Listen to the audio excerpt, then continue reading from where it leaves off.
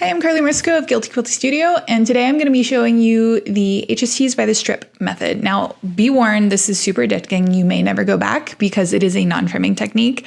Let's get started. So as the name implies, we're going to start with 2 with fabric strips in each of our colors. You don't have to cut squares first. That's one of the nice things about this technique. So I'm just going to match those right sides together like you're seeing here. And then I'm going to sew down basically both sides of that strip to make a big tube. So I'm just getting my edges aligned here, and then I'll start sewing.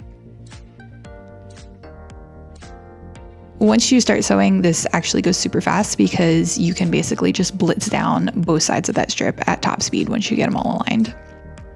So I'll get to the end of my strip, and then I'm basically just going to cut my threads and flip it around and work my way back up the other side.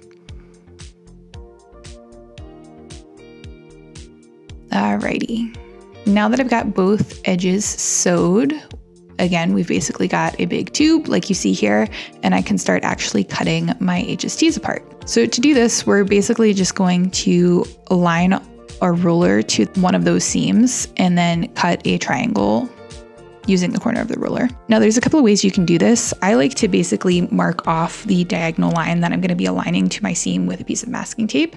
These particular HSTs are going to be 3.5 inches unfinished, 3 inches finished. So I've basically taken a piece of masking tape and connected the 3.5 inch marks on each corner of my ruler on the back side of my ruler with a piece of masking tape, and that's given me that nice diagonal line that you see. Then I'm just going to take that piece of masking tape and align it to my seam.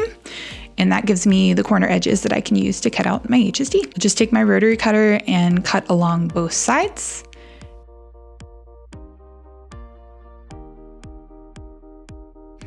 And that's our first HST.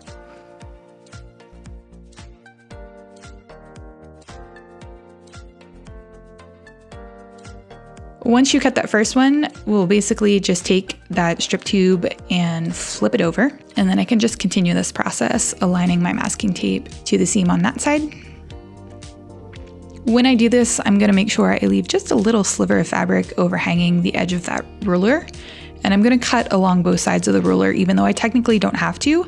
This just helps correct for any kind of wobbles and bobbles on your seams like you frequently get with the fabric strips, just because it's hard to cut them perfectly straight. So every time I cut an HST, I'm going to cut along both sides of that ruler no matter what. That's how you make sure you get really perfect HSTs. Now, I'm kind of using the old school method with just a regular ruler and some masking tape.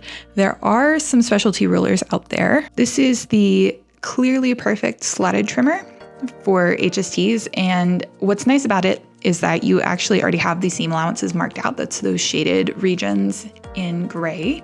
And so there's kind of a better visual for aligning that seam allowance. It also has these nice little slots on the edges that allow you to knock off the dog ears at the same time that you're trimming your HSTs.